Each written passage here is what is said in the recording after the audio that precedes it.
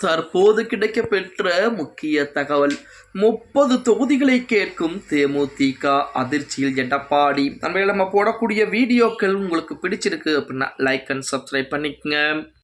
2026 சட்டமன்ற தேர்தல் தமிழகத்தை பொறுத்த வரைக்கும் 2026 தேர்தல் தான் மிக மிக முக்கியமான ஒரு தேர்தலாக பார்க்கப்பட்டு கொண்டிருக்கிறது. ஏனென்றால் 4 முனை போட்டி என்பது இருக்க போகிறது. முதலெல்லாம் சீமான் உட்பட மும்முனை போட்டி என்பது இருந்தது. ஆனால் இப்ப தமிழக வெற்றி கழகத்துடைய வருகையின் காரணமாக அது 4 முனை போட்டியாக மாறியிருக்கிறது. அனைவருடைய எண்ணங்கள் என்னவாக இருக்கிறது என்றால் திமுகவை வெளியேற்ற வேண்டும். இதுதான் அனைத்து கட்சியுடைய எண்ணங்களாக இருந்து கொண்டிருக்கிறது.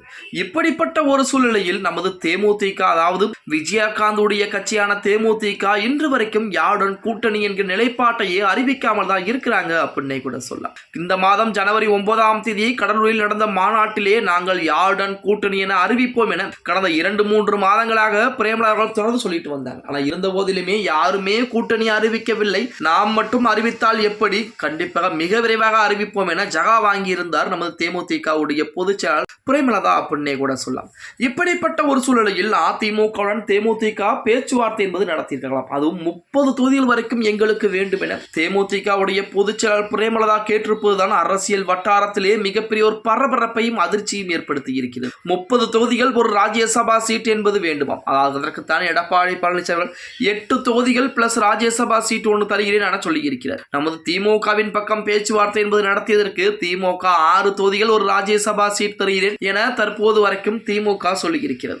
ஆனால் தேமுதிகவுடைய நிலைப்பாடு 30 தொகுதிகளாக இருக்கிறது. 30 தொகுதிகளில் போட்டியிட்டு அந்த அளவுக்கு வெற்றி பெறக்கூடிய வகையிலே தேமுதிகவிற்கு மக்கள் மத்தியிலே மிகப்பெரிய செல்வாக்கு எல்லாம் இருக்கிறதா அப்படின்னு பார்த்தா கிடையவே கிடையாது அப்படின்னு தான் சொல்லியாகும். ஒரு காலத்திலே இருந்தது. நமது தலைவர் விஜயகாந்த் இருக்கக்கூடிய அந்த நேரத்தில் எதிர்க்கட்சி தலைவராக வந்தார். திமுகவையும் 3ஆம் இடத்துக்கு தள்ளிவிட்டு எதிர்க்கட்சி தலைவராக வந்தார் நமது விஜயகாந்த் அவர்கள்.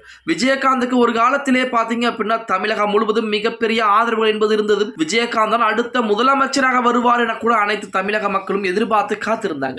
ஆனால் அந்த ஆதரவு தற்போது இருக்கிறதா அப்படின்னு பார்த்தா வாய்ப்புகளே கிடையாது.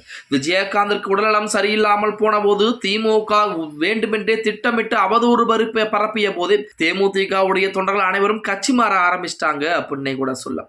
இப்படிப்பட்ட ஒரு சூழ்நிலையில் தேமுதிகவுடைய பொதுச் செயலாளர் 30 தொகுதியிலே அதிமுகவிடம் கேட்டிருப்பது சற்று அதிமுக அரசியல் வட்டாரத்திலே மிகப்பெரிய அதிர்வல்களைத்தான் ஏற்படுத்தி இருக்கிறது அப்படின்னே கூட சொல்லலாம். எது எப்படி இருந்தாலும் தேமுதிகவிற்கு 8 தொகுதிகளுக்கு மேல் எடப்பாடி பழனிசாமி ஒரு தொகுதிகளை கூட ஒதுக்க முடியாது என கண்டிஷனாக சொல்லி இருக்கிறார்.